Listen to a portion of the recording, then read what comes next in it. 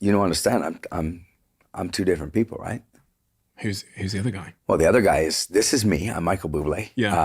I'm an idiot who is, I think, sweet and It's the only guy I met. little bit. Well, I knew Yeah. the other guy from Oh, stage. yeah, but that's a completely different dude. That guy, that's Michael Bublé. I'm Mike, fantasy football, hockey loving idiot who, um, is a bigger idiot than you're seeing here. Even I'm a little bit more of the suit Really? guy. Right? Even- Oh fuck yeah, man! Like Bigger? more, I would say closer to Michael Scott from The Office. But dude, every night I go and I put on this suit, and then when I walk out on stage, I become the guy that I always wanted to be. He is so cool and Teflon, and he says all the right things, and nothing can. And I can be goofy, but but there's an other. I mean, Can I meet him? oh, dude, you're gonna meet him. You're gonna meet him. I'm gonna make sure that the whole world meets him. For 20 years, I have done the same thing. It's been cyclical. Michael writes and makes a great record, and then I go and I promote it. I go to 40 countries and promote it, and then I go and tour for a year and a half. And for 20 years, it has been write it, promo it, tour it, and I feel like I'm at this point of my life and my career where I want to do something different. Listen, again, music it will always be my happy place and my love. But I need time to do some other stuff, man. I need time to challenge myself and to wake up and go, yeah, this is different and fun. And it's about being that other guy, not the suit guy. Being Mike. Being Mike, man. And doing that, whether that's in movies or television or whatever it is, it has to happen now. Why? Because, dude, this is my favorite part of me. And I've never really, it was just too good. All the other stuff was so, because I love the other stuff. I love touring. I love making money doing that. That's amazing, dude. What's the symptom telling you that you should do more of Mike and less of Michael? Well, just that honestly, truly, the excitement of doing something different. Yeah, it's time to take that challenge. It's time to take that trip, and I know it's there. The same way I kind of told you, that I had so much faith in knowing, hey, man, I think I got a pretty good voice and I can be good. I'm a good entertainer.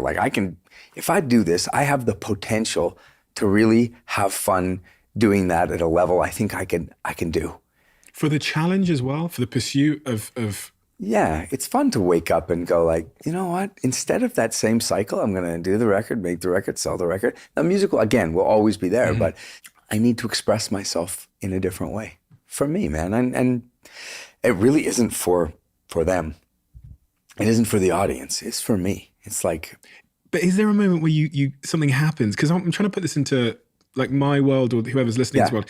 Is there a moment where you wake up day and you go, I'm just a little bit less excited and it's just fallen below the level of excitement that I need to do this again? No, because, man, honestly, genuinely, I love being out I love making, dude, the music is just, it fills me up with happiness, So the second, I just did, I did a corporate gig the other night with my boys, and that band has been with me for 20 years. They're my brothers, man.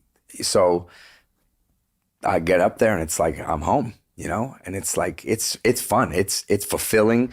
It's everything. But dude, I'm as fulfilled in acting, When this tour started to wrap down and I was like, you know what, I want to have fun doing something a little different. Everyone can relate to that in their own context, because when you have a comfort zone per se, something you're really good at, and then you have the rewards also will align with the thing that you've developed mastery in.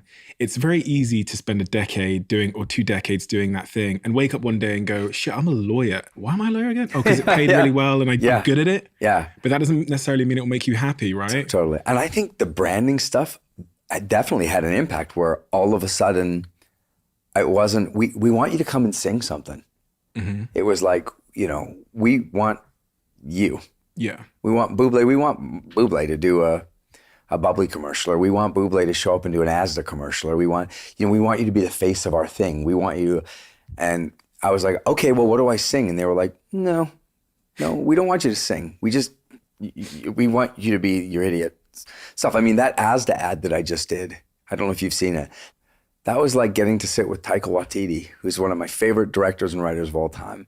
And to have him direct this thing. I mean, I had so much fun, and it wasn't singing. It was literally, we had this talk about the concept, and we were like, what if I'm this, I was like, what if he said to me like, dude, what if you're the head of, quality control? And I was like, yes. And I think I know but I'm an asshole who has no idea what I'm doing. But, egotistically, and he understood exactly what I was going for. And we laughed. That was 3 days of us just laughing at ourselves, laughing. And I was so happy. And it's like another reason why I'm like, man, this is my personality. This is me. Where do you go for support, Michael? When you're struggling, or when you're trying to figure out these sort of impasses in life, have you ever been to therapy? Do you speak to each other? Yeah, I've been to therapy, but I don't know what to say, man. I don't know if it worked for me. Mm-hmm. Like it felt good to talk about stuff. Mm-hmm. But then after about like 4 times, I was like, am I bullshitting right now? Am I just telling her something just to fill up the hour? Because I sort of went through my big stuff. And it didn't, and the therapy doesn't feel like it worked very well. Mm-hmm. It doesn't for everybody. Hey man, for me, listen, my relationship again with God and that is that brings me far more satisfaction. And so that for me, and by the way, and like my wife, like being able to say to my wife, like, and I'm so honest with her, like I'm like, hey dude, I'm not doing good with this thing, and she's like, well, stop being an idiot, like. That's her advice. If you love the Diary of a CEO brand and you watch this channel, please do me a huge favor. Become part of the 15% of the viewers on this channel that have hit the subscribe button. It helps us tremendously, and the bigger the channel gets, the bigger the guests.